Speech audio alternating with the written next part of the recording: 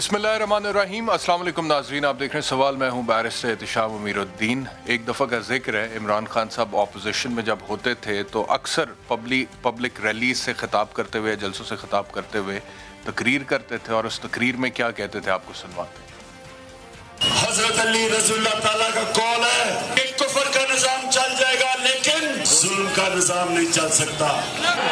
हजरत अबू बकर जब खलीफा बने उन्होंने कहा था कि मैं ताकतवर और कमजोर को कानून के सामने एक कर दूंगा। अक्लमंद जानवरों का ये निजाम बन गया है, छोटे से तबके के लिए सारा पाकिस्तान, कानून से भी वो ऊपर है। कौन इन बड़े बड़े मगरमच्छों के सामने खड़ा हो सकता है? कौन इन माफियाज के सामने खड़ा होगा?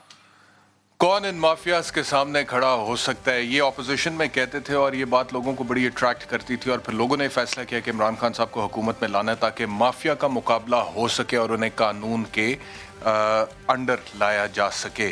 फिर एक दफ़ा का जिक्र हुआ, इमरान खान साहब प्राइम मिनिस्टर बन गए। फिर एक दफ़ा का जिक्र हुआ कि प्राइम मिनिस्टर बने बने 3 साल हो गए, लेकिन फिर उन्होंने तकरीर फरमाई तो क्या कहा, सुनवाते हैं आप।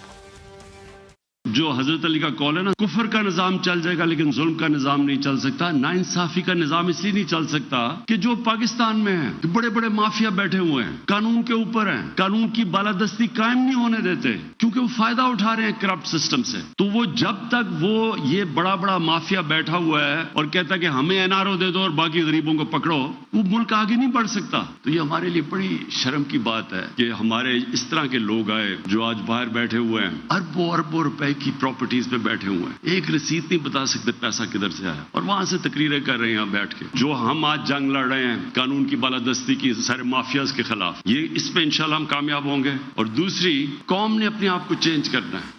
तो सूरत हाल ये है कि जो अखलाकियात का दर्स इमरान खान साहब प्राइम मिनिस्टर बनने से पहले ऑपोजिशन में होते हुए देते थे, वही अखलाकियात का दर्स अभी भी देते हैं। कोई बुरी बात नहीं है, बड़ी अच्छी बात है, अखलाकियात का दर्स देना चाहिए। But at the same time he needs to realise he is the prime minister of Pakistan. Not only just he is the prime minister of Pakistan, बल्कि उन्हें प्राइम मिनिस्टर बने हुए 3 साल हो चुके हैं। अब सिर्फ अखलाकियात के दर्स देने से लोग जो हैं वो मुतमईन नहीं होंगे। You have to perform. सबसे बड़ा मसला पाकिस्तान के अवाम का इस वक्त महंगाई है, लोग परेशान हैं। रोटी कपड़ा मकान पूरा करते हैं तो तालीम सेहत इंसाफ से हाथ धोने पड़ते हैं, तालीम सेहत इंसाफ पूरा करते हैं तो रोटी कपड़ा मकान के लाले पड़ जाते हैं। और इस सिचुएशन से निकालने के लिए गवर्नमेंट कई दफ़ा स्ट्रेटजीज अनाउंस कर चुकी है, ये कह चुकी है कि हम आपको रिलीफ देंगे, लेकिन उसमें कामयाब होती नजर नहीं आती। Special assistant to prime minister Jamshed Cheema साहब ने अभी रिसेंटली एक प्रेस कॉन्फ्रेंस में कहा कि अब गरीब आदमी को आटा इस भाव मिलेगा, घी इस भाव मिलेगा। जरा सुने क्या कहा था। आटा यहाँ पे 55 में मिलेगा, कल से इंशाल्लाह रिलीज शुरू होगी। 55 आपको मिलेगा, गरीबों को ये मिलेगा 43 रुपये। घी इस वक्त सर ये है कि हम थे 340 रुपये का लगभग, 340 रुपये, और हमसे सस्ता इस खिते में इंडिया था जो 296 रुपये बेच रहा था। हम जब 50 रुपये आज कम कर रहे हैं तो 290 रुपये का घी आपको मिलेगा। तीसरी बात आ जाती है चीनी की। आज के बाद चीनी का रेट है 89 रुपीज़ 75.75, और अगले साल हम इसको 80 रुपये के लगभग हम इसको रेट रखना चाह रहे हैं। तो आप सुन रहे थे special assistant to prime minister Jamshed Cheema कह रहे थे कि कल से आटा 55 रुपये फ़ी किलो सबको मिलेगा और गरीब आदमी को 43 रुपये फ़ी किलो मिलेगा। लेकिन अभी भी आटा 70 से 75 रुपये फ़ी किलो मार्केट में दस्तयाब है लोगों के लिए, इस रेट पर मिल रहा है। फिर उन्होंने कहा घी अभी 340 रुपये फ़ी किलो है और इसे हम 50 रुपये कम करेंगे और इसकी कीमत को 290 रुपये फ़ी किलो पर लेकर आएंगे। लेकिन इस वक्त की मेरे पास जो इतलात हैं, ताज़ा तरीन दर्जा अव्वल का घी जो है वो 361 रुपये फ़ी किलो मिल रहा है मार्केट में, और दर्जा दोम का घी जो है वो 325 रुपये फ़ी किलो मिल रहा है। फिर उन्होंने कहा कि चीनी आज के बाद 89.75 पे हम ले आएंगे और ये मार्केट पे अवेलेबल होगी, लेकिन अभी भी 100 से 110 रुपये के दरमियान फ़ी किलो चीनी मार्केट में बिक रही है। गंदम के हवाले से वो जो बात कर रहे थे कि 55 रुपये फ़ी किलो में आटा सबको दस्तयाब होगा, अभी हाल ही में ECC ने गंदम की इंपोर्ट को अप्रूव किया, उसकी अप्रूवल दी, और आज के एक्सचेंज रेट के हवाले से वो जो फ़ी किलो पड़नी है कीमत उसकी गवर्नमेंट ऑफ पाकिस्तान को, वो 65 रुपये है। तो 65 रुपये में जब गवर्नमेंट को मिलेगी तो उसके बाद वो 55 में कैसे बेचेंगे, that remains a big question mark. तो ये परफॉर्मेंस की बात है, जो उनकी टीम है, जो इमरान खान साहब के वादे थे कि मैं ये करूंगा, माफियाज का मुकाबला करूंगा, लोगों को रिलीफ दूंगा, उस आइडिया को, उस विजन को जो इम्प्लीमेंट करने वाली टीम है, वो उनके वादे आपके सामने और परफॉर्मेंसेज आपके सामने है। लेकिन खान साहब मजीद एज प्राइम मिनिस्टर क्या कह रहे हैं महंगाई के हवाले से, ये भी जरा सुन लें, फिर मेहमानों का तारुफ कराते हैं। अगर इसी तरह आबादी बढ़ती रही और इतनी पैदावार हमारी रही तो आगे जाके यहाँ तो बहुत भूख होगी पाकिस्तान में। हमने पिछले साल 40 लाख टन गंदम इंपोर्ट की है। सारा जो हमारा घी है वो हम इंपोर्ट करते हैं, खाने पीने की चीज इंपोर्ट करते हैं। और जब दुनिया में सारी कीमतें बढ़ी तो पाकिस्तान में क्योंकि हम इंपोर्ट कर रहे हैं, हम यहाँ भी महंगाई आ गई। 20 साल के बाद कभी इतनी तेजी से इन्फ्लेशन यानी कीमतें नहीं बढ़ी कमोडिटीज की, खाने पीने की चीजों में, जो इस एक साल के अंदर बढ़ी है। इसके लिए सोचना पड़ता है, आगे का सोचना पड़ता है, अगली इलेक्शन का नहीं, अपनी अगली नस्लों का सोचना पड़ता है। देखें, वो 20 साल में इतनी महंगाई नहीं हुई, कीमतें इतनी नहीं बढ़ी खाने पीने की जितनी पिछले एक साल में बढ़ी हैं। प्राइम मिनिस्टर साहब खुद इंकशाफ कर रहे हैं, एडमिशन कर रहे हैं, द चॉइस इज़ हिज कि क्या वो समझते हैं इसको। लेकिन अगर वो ये भी कह रहे हैं अवाम से कि जो माफिया सारा उनके खिलाफ इकट्ठा हो गया उनकी हुकूमत को गिराने के लिए या बदनाम करने के लिए, इस वजह से 20 साल में इतनी महंगाई नहीं हुई थी जितनी पिछले एक साल में हुई है, तो उसके बावजूद it is the responsibility of the government of the day to deal with that mafia. ये और किसी ने तो नहीं करना, ये आप ही ने करना है। और अगर माफिया आपको गिराने की कोशिश कर रहा है तो you have to fight against them and you have to provide relief to the people of Pakistan. अगर आप ये नहीं कर सकते हैं तो फिर लोग आपको उसी पर जज करेंगे, ना कि सिर्फ आपकी बातों पर। मेहमानों का तारुफ कराता हूँ जी। पाकिस्तान मुस्लिम लीग नवाज से मलिक अहमद खान साहब हमारे साथ होंगे जी। अली मोहम्मद खान साहब पाकिस्तान तहरीक इंसाफ से, और इरशाद भट्टी साहब एनालिस्ट, सीनियर जर्नलिस्ट हमारे साथ हैं इस्लामाबाद से। आप सब मेहमानों का बहुत शुक्रिया। गुफ्तगू का आगाज़ करते हैं इस ब्रेक के बाद। वेलकम बैक टू सवाल। गुफ्तगू का आगाज़ करते हैं। वैसे तो मैं चाह रहा था गवर्नमेंट से आगाज़ करूं, लेकिन क्योंकि मुझे यकीन है कि इरशाद भट्टी साहब का भी जो तज्ज़िया होगा वो तनकीदी होगा, जैसे कि मेरा इंट्रो तनकीदी था, तो मैं चाहता हूं गवर्नमेंट को भरपूर मौका मिले जवाब देने का। इसलिए अली मोहम्मद खान साहब आपकी तरफ बाद में आते हैं, इरशाद भट्टी साहब से आगाज़ करते हैं। जी भट्टी साहब, ये जो इंट्रो मैंने दिया, किस हद तक आप इससे क्या कह रहे हैं? मुझे आवाज़ नहीं आई आपकी। मैंने कहा आपने इंट्रो सुना होगा, तो किस हद तक आप इंट्रो से इत्तेफाक करेंगे कि महंगाई बहुत बड़ा मसला है, और इमरान खान साहब की तकरीरें जो गवर्नमेंट में आने से पहले थी वही अभी हैं, लेकिन अभी तकरीरों की नई कारकर्दगी की ज़रूरत है। जी, पहली बात तो ये है कि मैं इमरान खान साहब से मुत्तफ़िक हूँ कि ये मुश्किल मुल्क है, अनगवर्नेबल मुल्क होता जा रहा है। आबादी बहुत ज़्यादा है, हर 5.25 सेकंड बाद एक बच्चा, माफियाज़ का मुल्क है, हर इदारा तबाह बर्बाद हो चुका है। और कौम और हुक्मरानों में, यानी अगर इसको सिंपल करें तो हमारी तबका अशराफिया अशरफ गनी है और कौम मीनार पाकिस्तान वाली है। और हर सतह पे अक़लियत को छोड़ के, अक़लियत को निकाल के ऊपर और नीचे, बाकी हर सतह पे फ़राड, करप्शन, 2 नंबरी में मुकाबला है कौम और हुक्मरानों का। लेकिन इमरान खान साहब से तवक्को थी। क्यों तवक्को थी? क्योंकि इमरान खान साहब हमने हमें बताया कि और 22 साल उनका स्ट्रगल थी। हर मसले पर वो कहते थे कि ये नहीं करना चाहिए, ये करना चाहिए, ये होना चाहिए, ये नहीं होना चाहिए। फिर उन्होंने हमें बताया कि मैं टीम सिलेक्शन का माहिर हूँ, मेरे पास बेहतरीन टीम है, मेरे पास हर मसले का हल है। 250 वो इमरान खान साहब कहा करते थे कि 250 काबिल बंदों की ज़रूरत है, सब ठीक हो जाएगा। फिर इमरान खान साहब कहा करते थे कि ऐसी टीम लाऊंगा, सब तारीफ़ पर मजबूर हो जाएंगे, सब वाह वाह करेंगे। फिर इमरान खान साहब ने हमें एक मरतबा कहा कि शुक्र है 2013 में हुकूमत ने मिली और अब मिली है, KPK के तजर्बे से, हुकूमती तजर्बे से हमने सीख लिया है। फिर उन्होंने 2018 में हमें कहा कि अगला साल बेहतर आने वाला है, आप इत्मीनान रखें। फिर 2019 में उन्होंने कहा कि अगला साल बहुत अच्छा है, आप फ़िक्र ना करें।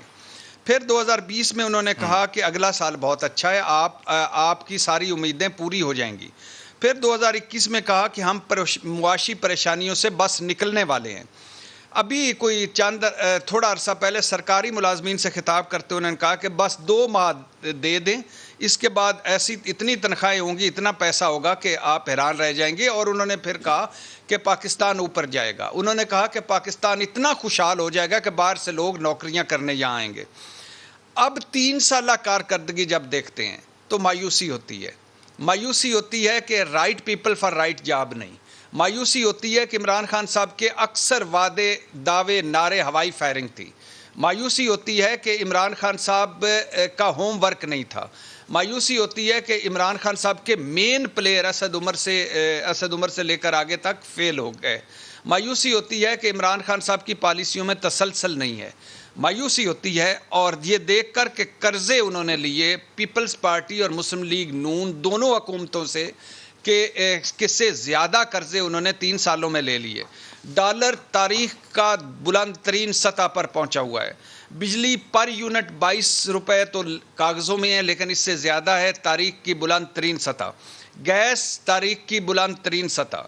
چینی تاریخ کی بلند ترین سطح.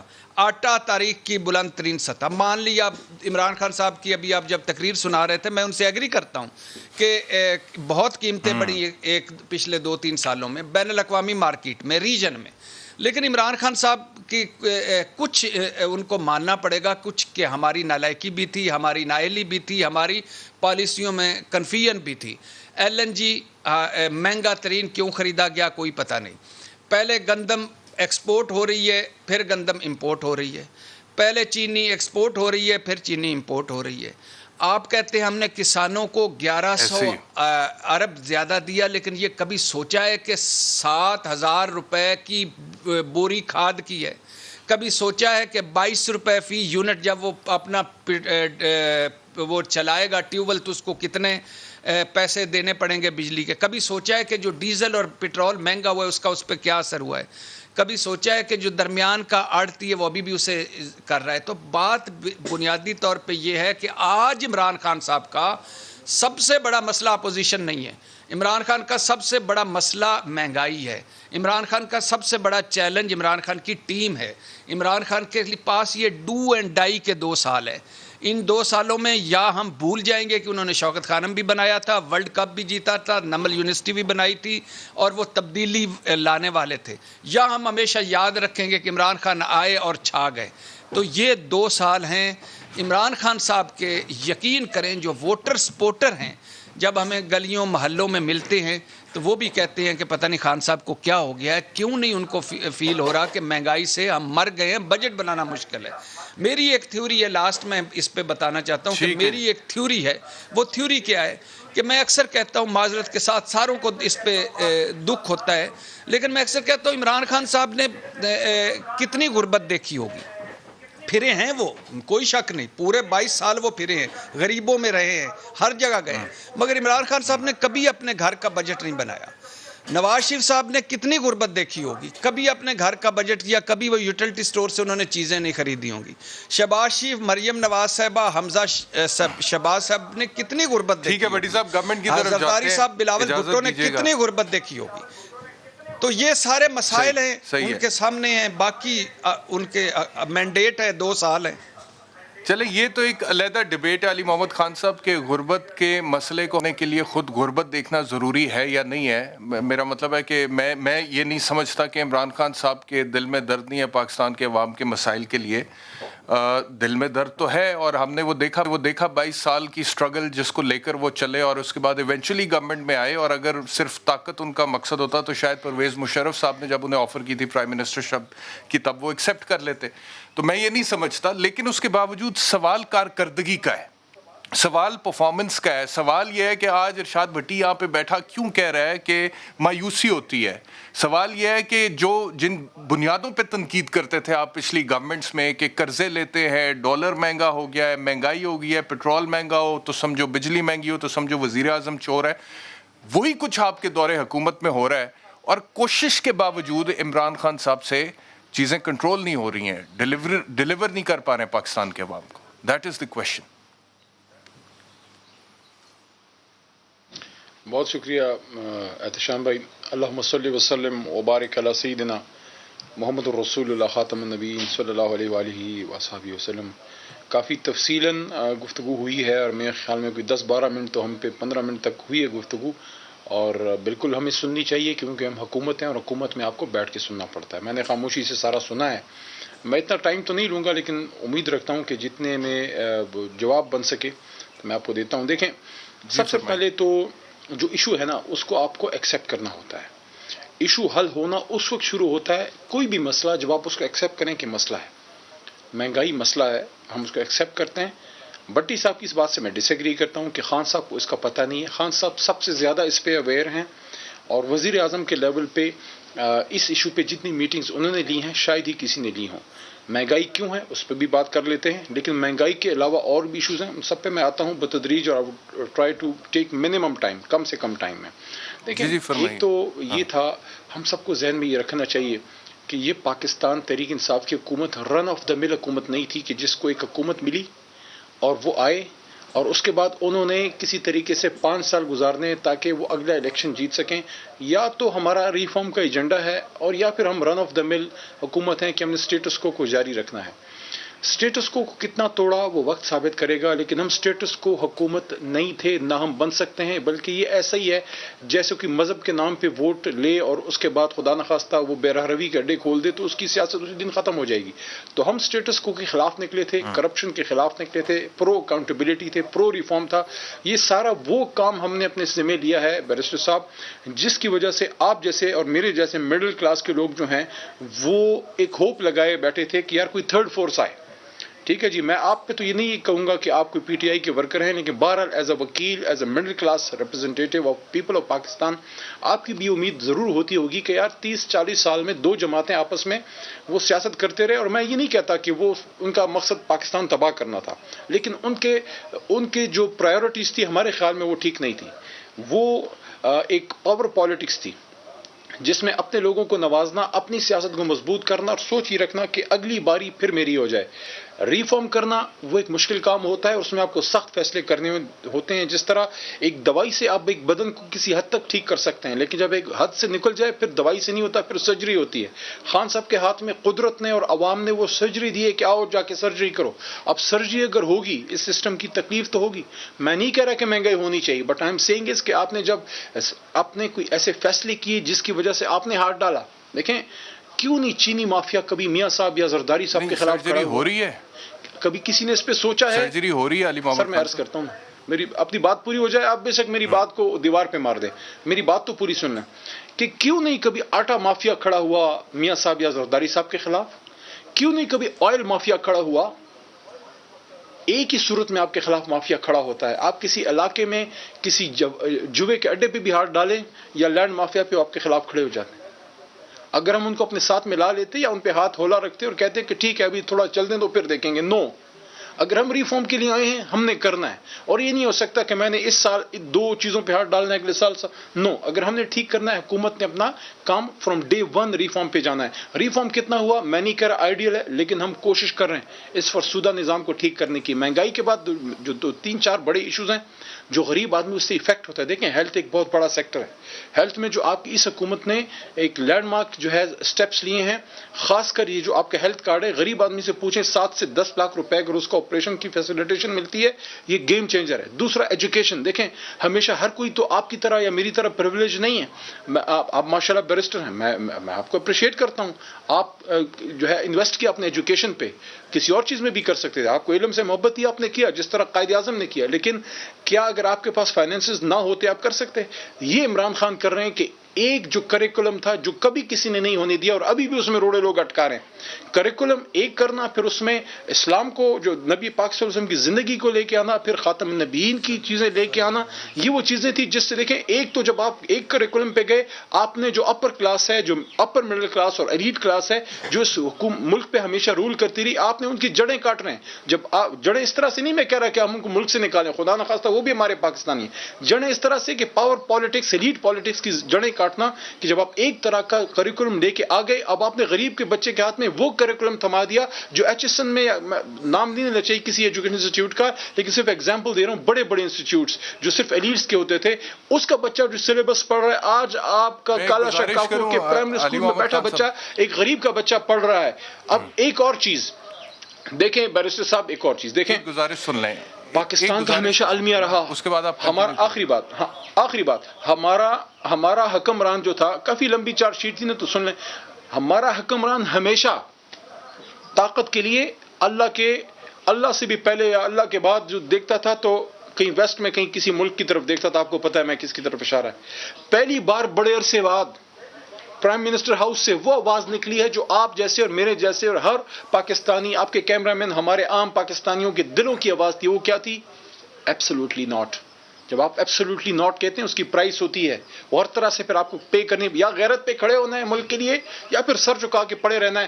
ہم نے فیصلہ کیا کہ نہیں, ہم نے پاکستان کے لیے سٹینڈ لینا ہے اور کسی سے ٹکر نہیں لینی, لیکن یہ کہنا ہے کہ ہم فیصلے وہ کریں گے جو پاکستان کے مفاد میں ہو. We'll be partners in peace not war. ایسا نہیں ہوگا کہ ایک ٹیلی فون کال آئے گی اور عمران خان صاحب یا الوی صاحب یا ہم سب جو ہے آپ کی کابینہ لیٹ جائے گی. لیٹنے والے نہیں ہیں, کھڑے ہونے والے لوگ ہیں اللہ کے کرم سے. اس کے بعد پھر میں نے ملک احمد خان صاحب کی طرف بھی جانا ہے. آپ نے جو باتیں کی ہیں ہیلتھ کارڈ کے حوالے سے یا سنگل نیشنل کریکولم کے حوالے سے یا ایبسولوٹلی ناٹ کے حوالے سے, میں اپریشیٹ کرتا ہوں ایک پاکستانی کی حیثیت سے. میں یہ نہیں کہہ رہا کہ عمران خان کی گورنمنٹ نے کوئی بھی پرفارمنس نہیں دکھائی ہے. آج کا جو ٹاپک ہے اس حوالے سے بات ہو رہی ہے. مہنگائی غریب آدمی کے لیے اشیاء خورد و نوش جتنا بڑا مسئلہ بنا ہوا ہے, اس کی بات ہو رہی ہے آج. اب آپ جو مجھے مثالیں دے رہے ہیں ہیلتھ کی یا سنگل نیشنل کریکولم کی یا ایبسولوٹلی ناٹ کی, وہ اپنی جگہ پہ بالکل درست ہیں, لیکن یہ ایسے ہی ہے. بات تو سن لینا سر, یہ ایسے ہی ہے سر. مثال کے طور پہ ایک پرائم منسٹر کیا ہوتا ہے, ملک کا سربراہ ہوتا ہے نا. ایسی ہے کہ ایک گھر میں ایک باپ ہے اور بچہ اس سے کھانے کے لیے روٹی مانگے اور وہ کہے کہ بیٹا میں نے دیکھ تجھے کتابیں نہیں لے کے دی ہیں. وہ کہے ابو روٹی بھوک لگی ہے. وہ کہے بیٹا یہ دیکھ میں نے باہر وہ جو بدماش تھا محلے میں اس کو کہا نہیں کہ آئندہ ادھر گھسی نا. وہ کہے نہیں میں ایک بات کر رہا ہوں آپ سے, میں آپ سے بات کر رہا ہوں یہاں پہ دوبارہ گھسی نہ نظر آئے, دیکھ تیری سیکیورٹی کو میں نے انشور کیا ہے, ٹھیک ہے. وہ کہ ابو بھوک لگی ہے, اور وہ کہ بیٹا دیکھ میں نے تیری دوائی کے لیے ڈاکٹر کو فیس دی تھی. تو یہ وہ بچہ تو پھر روٹی مانگے گا. تو پاکستان کی عوام اس وقت مہنگائی کے حوالے سے شارٹ جواب لے لیں کیونکہ ملک صاحب ویٹ کر رہے ہیں. جی جی جی فرمائیے. بڑی مہربانی, آپ نے مجھے دوبارہ ٹائم دیا. دیکھیں میں تو آپ کے پہلے نقطے پہ آپ کے ساتھ ہوں. میں تو نہیں کہا کہ مہنگائی نہیں ہے, لیکن میں نے آپ کو یہ بھی کہا کہ آپ کا ملک کا وزیر اعظم وہ آدمی ہے جو سب سے زیادہ میٹنگز مہنگائی پہ لے رہا ہے, اور اللہ کے کرم سے اس میں کمی آئے گی, بتدریج آئے گی. یہ جو آپ کا دیکھیں میری بات سنیں, یہ جو آپ کا بمپر کراپ آیا ہے ویٹ کا, ٹھیک ہے نا جی, ویٹ کا آپ کا تاریخی 15-20 سالوں میں سب سے زیادہ آپ کی جو ہے پروڈکشن ہوئی ہے. تو کیا یہ پروڈکشن ویسی ہوگی؟ اللہ کے کرم سے ہوئی ہے, لیکن کوئی فیصلے لیے گئے, اس کا امپیکٹ ڈائریکٹ آپ کے کسان طبقے پہ پڑا ہے. ان کی لائف سٹینڈرڈ بہتر ہوئی ہے, انہوں نے پرچیز کی ہے, وہ ٹریکٹرز کی طرف گئے ہیں, موٹر سائیکلز پرچیز کی طرف گئے ہیں. آپ کی ایگریکلچر کے ساتھ کتنی جو ہے آپ کا معاشرہ جو ہے وہ کنیکٹ ہے. آج بھی آپ کا 30 سے 40% اس وقت بھی جب میں آپ سے بات کروں 40% تک لوگ ابھی بھی آپ کا ڈائریکٹلی زراعت سے کنیکٹ ہیں. مہنگائی کا صرف اتنا کہنا چاہوں گا کہ آپ کی دیکھیں میکرو لیول پہ انڈیکیٹرز بہتری کی طرف گئے, آپ کا فورن ایکسچینج ریزرو بہتری کی طرف گیا, فسکل ڈیفیسٹ بہتری کی طرف گیا. اب یہ جو مہنگائی والا ایشو ہے it will take some time, لیکن بتدریج بہتری کی طرف جائیں گے. جب آپ نے ڈالر کو آرٹیفیشلی مینٹین رکھنے کے بجائے مارکیٹ بیسڈ کر دیا, اور کوئی 1 روپے اسٹیٹ بینک کا ہم نے ڈالر کو مینٹین کرنے کے لیے نہیں رکھا تاکہ مہنگائی آرٹیفیشلی کنٹرول نہ ہو. کسی نے یہ سخت فیصلہ کرنا تھا, خان صاحب نے کیا تاکہ ملک بہتری کی طرف جائے. آج آپ کا فورن ایکسچینج فیصلہ کیا انہوں نے, آپ کا ملک سٹیبل ہے. اور آپ لوگوں نے جی ٹھیک ہے, علی محمد خان صاحب میں آتا ہوں آپ کی طرف واپس آتا ہوں. انہوں نے کہا جی کہ دیکھیں آج تک کبھی میاں نواز شریف میاں شہباز کے خلاف چینی مافیا, آٹا مافیا, گھی مافیا کھڑا ہوا, کبھی بھی نہیں کھڑا ہوا. کس کے خلاف کھڑا ہوا؟ عمران خان کے خلاف. اس کا مطلب یہ ہے کہ عمران خان ان کو قانون کے تابع لانے کی کوشش کر رہے ہیں. بھائی صاحب آپ کی مہربانی, میں آپ کے اس سوال پہ اور اس ساری مہنگائی کی اور اس ساری بحث پہ آنے سے پہلے مجھے تاخیر تھوڑی ہوئی, اس میں معذرت خواہ ہوں. ڈینگی کا ایک بڑا سیریس مسئلہ ہے, اور اتنا سیریس مسئلہ ہے اور اتنا انڈر رپورٹڈ ہے اس وقت, اور ہاسپٹلز میں حالت بہت بری ہو رہی ہے. میری یہ آپ کے پروگرام کی اس وسیلے سے میری گورنمنٹ آف پنجاب سے یہ میری درخواست ہے کہ please pull up your socks. بہت برا حال ہے اس وقت. ایک आउट ब्रेक की सूरत इख्तियार कर जाएगा अगर इन्होंने ये काम ना किया तो इनको अपना काम करना चाहिए। अब जहाँ तक आप देखें कि आप महंगाई पे बात कर रहे हैं, आप गवर्नेंस की और बेसिकली आप गवर्नेंस की और लिविंग स्टैंडर्ड्स की बात कर रहे हैं, तो हुकूमत के ये दो बुनियादी काम हैं। उसके साथ फिर ठीक है आपकी फ़ॉरेन पॉलिसी भी है, हमारे नज़दीक तो बहुत बड़ा फेलियर है। उसके साथ फिर आपकी दाखिला खारजा के बाकी चीज़ें भी मौजूद हैं, आपकी फिर एम्प्लॉयमेंट है, बाकी बातें। यहाँ मामलात जो इस वक्त एक अलार्मिंग सूरत है कि 2 करोड़ से ज़्यादा लोग, ये पाकिस्तान ब्यूरो ऑफ स्टैटिस्टिक्स कह रहा है, वो ख़त गुर्बत से नीचे चले गए पिछले 3 साल में। पहले साल क्या नंबर था, दूसरे साल क्या था और इस साल क्या है। इसी तरह से जो बेरोज़गारी अनएम्प्लॉयमेंट में इजाफा हुआ है उसमें कोई 5 मिलियन का फिगर है जो कि इसके अंदर इंक्रीज़ हो गया। अब जहाँ ये गवर्नमेंट लोगों को रोज़गार ना दे पा रही हो और जहाँ पर ये मामला हो कि जो आपके शय खुर्द नोश हैं वो आपकी पहुँच से बाहर हो चुकी हों। अच्छा, वीट और शुगर माफिया की आप बात कर रहे हैं, ये आपकी पॉलिसीज़ के साथ मुंसलिक है। वो कैसी माफिया थी जब वो चीनी 60-62 रुपए पे बिक रही थी और हुकूमत की गवर्नमेंट की पॉलिसी थी, तो उस वक्त वो माफिया का क्या उसमें मुफाद आ रहा था, और आज 120 रुपए पे चीनी है और वो माफिया जो है वो इनके ख़िलाफ़ खड़ी है। ये कैसा मजाक है? Where is the government? वो कौन सी वीट की बम्पर क्रॉप है जो आपको फर्दर प्रोक्योर करने पे मजबूर कर रही है? आज आप चीनी भी दुनिया की महंगी तरीन चीनी खरीद रहे हो, और हालांकि आपके पास अपनी इंडिजीनियस प्रोडक्शन काफ़ी अच्छी होती थी इस मुल्क के अंदर। ये तो कौन सा मसला था? ये फ्लॉड है, फेलियर ऑफ गवर्नमेंट के ये बुनियादी वो इशारे हैं जिनके साथ हुकूमतों की कामयाबी या नाकामी गिनी जाती। लेकिन इसमें माफिया का किरदार तो है। देखिए ना, माफिया मैंने आई रेड दैट रिपोर्ट, जो इनकी शुगर की रिपोर्ट थी, वो रादर मुझे ऐसा फील हुआ कि ये उनके कुछ जो कंपटीशन कमीशन ऑफ पाकिस्तान के मामलात जो कि उनको वहाँ पे रेगुलेट करने चाहिए थे, या एक ऑडिटर के मामलात जो कि शुगर मिलर्स के साथ रेगुलेट करने चाहिए थे, उनको गवर्नमेंट ने TORs बनाया और बनाने के बाद उनको कहा कि ये माफिया के तौर पे ऑपरेट करते हैं। उन्होंने कहा ये सट्टा करते हैं, ये स्टॉकिंग करते हैं, अपना नहीं। ठीक है, आप कह रहे हैं कि असल में कोई माफिया नहीं है? नहीं, देखिए मैं बात के मेरी बड़ी लाउड इसमें एक पोजीशन है कि अगर होर्डिंग वीट की होगी तो फिर फेलियर गवर्नमेंट का होगा। नहीं, गवर्नमेंट का फेलियर अपनी जगह पे, इस जगह पे मैं आपके साथ हूं। लेकिन पीटीआई की गवर्नमेंट ये कहती है कि जो माफियाज हैं उसको ऑपोजिशन की पार्टी सपोर्ट करती है। आप लोग सपोर्ट करते हैं ताकि इस गवर्नमेंट की परफॉर्मेंस खराब। नहीं सर, ये this is no right, absolutely not, ऐसा नहीं है। मैं एक एब्सोल्युटली नॉट का तो बड़ा चर्चा है। झगड़ा ये नहीं है, झगड़ा ये है कि वो कैसी मैनेजमेंट है हुकूमत की जो इन पेटी इश्यूज के अंदर फंस जाए। मतलब मलिक साहब, दिल से आप भी एब्सोल्युटली नॉट के साथ हैं, दिल से। एक सेकंड सर, सुन तो लें कैसा मामला है कि ये फंस इस चीज़ में फंस जाएं कि इनकी पूरी पॉलिसी को जो है वो माफिया डिक्टेट कर रही है, तो फिर ये घर चले जाएं यार, छोड़ दें, आपके बस का काम ही नहीं है। ये क्या कर रहे हैं? अच्छा, मुझे एक ब्रेक लेना, मैं ब्रेक के बाद वापस आता हूँ तो फिर लेके चलते हैं।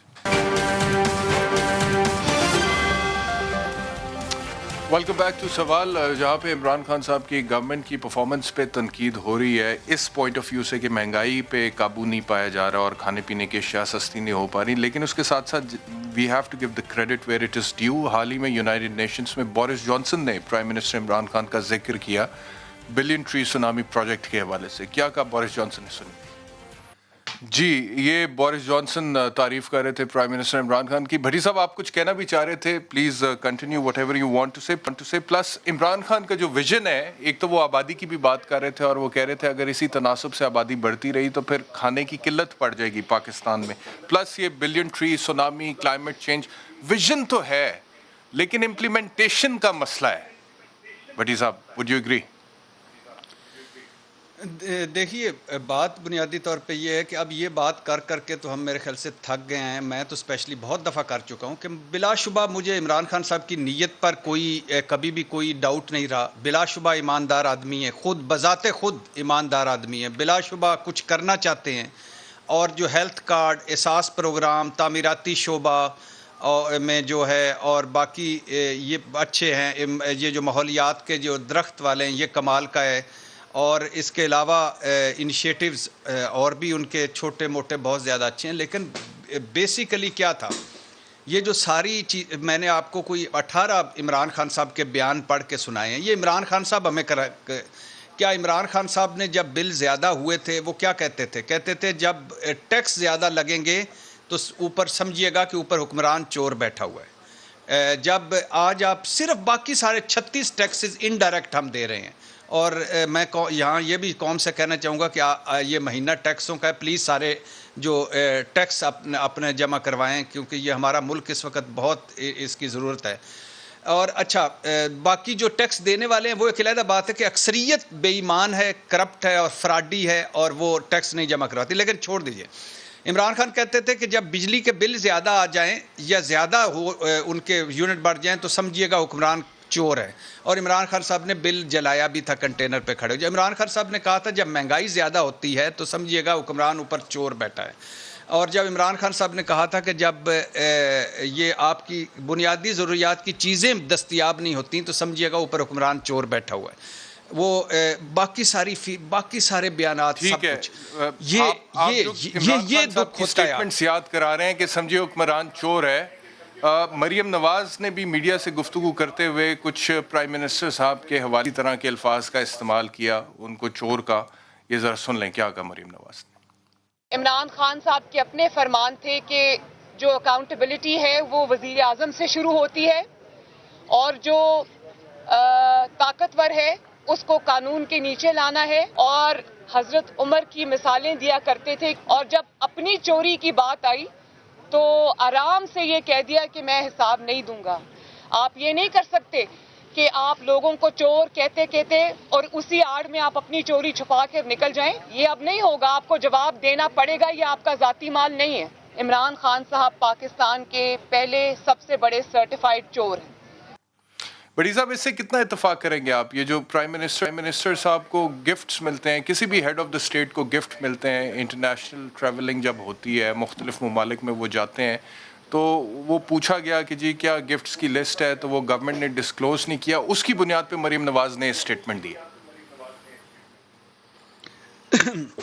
پہلی بات تو یہ ہے کہ یہ میں پھر کہہ رہا ہوں کہ 11 سکینڈلز آئے ہیں اس حکومت کے جن میں کئی کی اس حکومت نے رپورٹیں پبلش کی. لیکن میں پھر کہہ رہا ہوں یہ ایک سیاست ہے اور بڑی ذاتی دشمنیوں میں بدل چکی سیاست ہے. عمران خان خود چور نہیں ہے. یہ ہم تمام کوئی ایک ثبوت دکھا دیں. یعنی مریم نواز صاحبہ تو خود کنوکٹ ہے نا, مجرم ہیں اور میری کوئی جائیداد نہیں. اس سے بڑا کوئی جھوٹ انہوں نے زندگی میں کبھی کوئی کسی مہذب معاشرے میں ہوتے تو اب تک یہ سیاست چھوڑ چکی ہوتی. نواز شریف صاحب نااہل ہوئے, مجرم ہوئے اور مفرور ہیں. اسی طرح ہاؤس آف شریف, باقی شہباز شریف ٹیٹیوں والے ہیں اور وہ سارا ہے. عمران خان صاحب کے ارد گرد ہم جو اعتراض اٹھاتے ہیں کہ آپ کے ارد گرد شوگر مافیا والے بھی بیٹھے ہیں, تمباکو والے بھی بیٹھے ہیں, ادویات والے بھی بیٹھے ہیں, آپ کے ارد گرد پٹرول والے بھی بیٹھے ہیں, آپ کے ارد گرد باقی سارے سکینڈل, آٹا گندم والے بھی بیٹھے ہیں. ابھی وفاقی کابینہ نے 2-3 میٹنگز پہلے کہا کہ جو پنجاب میں آٹا مہنگا مل رہا ہے اس میں بزدار حکومت ہے کیونکہ وہ انہوں نے بر وقت ریلیز نہیں کی. اسی طرح بہت سارے اور ہیں. لیکن عمران خان خود چور ہے. مجھے تو ابھی تک کوئی اس طرح کا ثبوت نہیں ملا. جب مریم نواز صاحبہ نے ثبوت دے دیا تو میں اس پہ بات کروں گا. باقی محمد خان صاحب یہ جو مریم نواز ایک احتشام بھائی, 1 منٹ احتشام بھائی, جی فرمائیے. احتشام بھائی صرف ایک منٹ چاہیے. یہ جو توشہ خانہ ہے, توشہ خانہ کا بلا شبہ سارا جواب دینا چاہیے کیونکہ یہ اور مجھے دکھ ہے کہ انہوں نے وہی نواز شریف صاحب والا جو خط ہے وہ واپس پیش کر دیا کہ جب وہ نہیں جواب دینا چاہتے تھے پھر یہ نہیں دیا. لیکن مریم نواز صاحبہ کو شاید یہ نہیں پتا کہ 1997 میں وزیر اعظم نواز شریف کو ترکمانستانی وفد نے ایک کارپٹ دیا تھا جو 50 روپے میں نواز شریف صاحب گھر لے گئے. 1997 میں قطر کے ولی عہد نے بریف کیس نواز شریف صاحب کو دیا تھا جو 875 روپے میں وہ گھر لے گئے. 1999 میں سعودی عرب سے ملنے والے 42.5 لاکھ کی مرسڈیز وہ 6 لاکھ میں گھر چلے گئے. 1999 میں ہی سعودی عرب والوں حکومت نے ان کو ایک رائفل دی تھی, بڑی قیمتی رائفل, جو یہ میرے خیال سے کچھ 14,000 میں گھر لے گئے.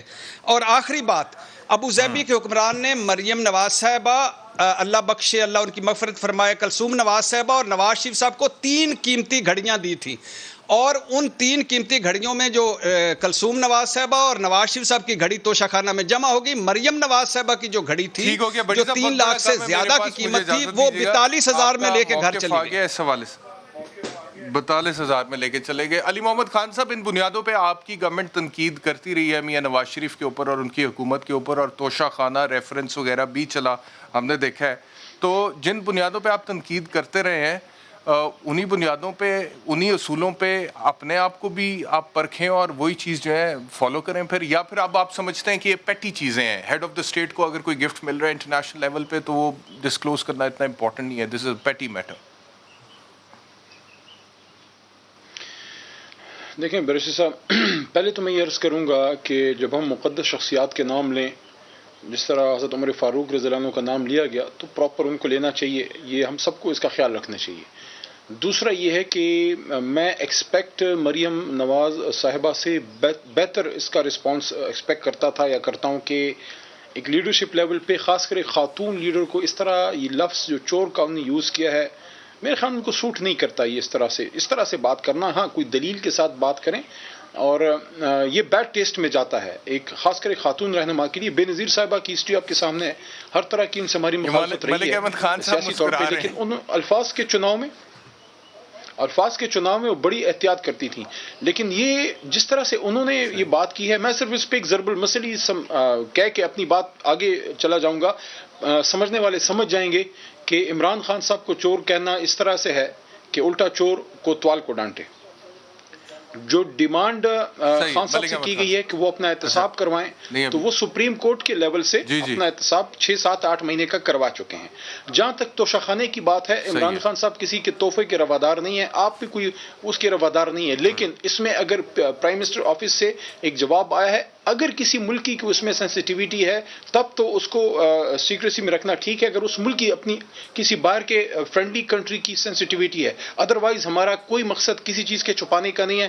عمران خان صاحب کا ہمارا سب کچھ اوپن ہے نا, اسٹرانگلی ان فیور آف کہ بھائی اگر اس دوست ملک کی کوئی ریسٹرکشن نہیں ہے, اس کی سینسٹیویٹی نہیں ہے, تو ہمیں اس کو بتانا چاہیے. اور آخری بات, اکاؤنٹیبلٹی پہ کوئی کمپرومائز نہیں ہے, اکاؤنٹیبلٹی پہ کوئی کمپرومائز نہیں ہے, اور اس پہ تحریک انصاف کھڑی ہے جی, اس پہ ہم کھڑے ہیں اور یہی ہماری بنیاد ہے. اس سے ہم پیچھے ہٹ گئے ہماری جماعت ختم ہو جائے گی, ہم اس پہ مضبوطی سے کھڑے ہیں جی.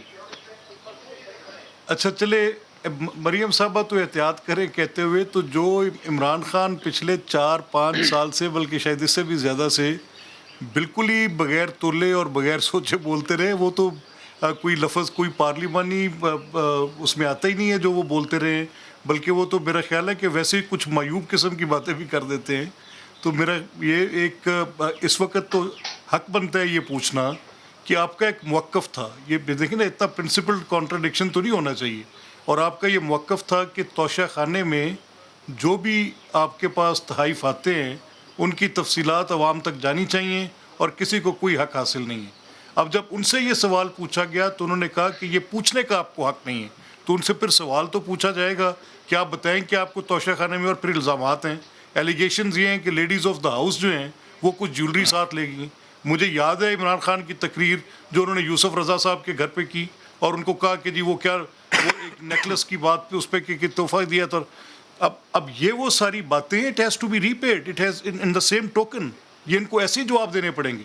ان کے اوپر الزام ہے کہ انہوں نے ایک بڑی کریڈیبل سٹوریز اخبار میں چھپ رہی ہیں جس میں ان تحائف کا ذکر ہے کہ وہ تحائف کیا تھے, اور علی صاحب اب ان کے اوپر کوئی بات نہ کرے آ کے. 30 سیکنڈز ہیں, ان سے جواب لے لیں. یہ تو آپ کو بتانا پڑے گا. جی علی بھائی 30 سیکنڈز میں, if you want to respond. جواب دیے ہیں, اب آپ دیں ذرا بتائیں. اب مجھے یہ نہ بتائیں کہ میں نے آپ سے سوال کیا تھا, مجھے میرے سوال کا جواب دیں. ہم نے بڑی خندہ پیشانی سے جواب دیے. جی میں عرض کرتا ہوں, میں نے اس کا جواب دیا بھی ہے, دوبارہ دیتا ہوں. دیکھیں مجھے اس کا کوئی علم نہیں ہے جو آپ نے گولڈ وغیرہ کی بات کی ہے, کوئی ایسی انفارمیشن ہمارے پاس نہیں ہے. اور ویسے بھی پرائم منسٹر آفس کے جوابات جو ہے قومی اسمبلی میں ہماری منسٹری دیتی ہے, میں یا ڈاکٹر بابر اعوان صاحب, لیکن ایسا کوئی سوال نہیں آیا. لیکن 2 باتیں, دوبارہ کوئی چیز چھپانے کی نہیں ہے, نہ کوئی خان صاحب کسی کے تحفوں کے روادار ہیں, ہاں اگر جس ملک کی طرف سے تحفہ آیا ہے اگر ان کی سینسٹیوٹی ہے ان کی ریکوائرمنٹ ہے کہ اس کو ڈسکلوز نہ کریں وہ علیحدہ بات ہے ہماری کوئی پابندی نہیں ہے جس نے جو پوچھنا ہے آنے یہ والے دنوں پبلک میں چیز ہوتی میرا ہے خیال ہے یہ پبلک کلیئرٹی سامنے آئے گی اور چیزیں کھل کے سامنے آئیں گی. آپ تینوں مہمانوں کا بہت بہت شکریہ. وقت ختم ہو گیا. کل ملاقات ہوتی ہے. اپنا خیال رکھیے. اللہ حافظ.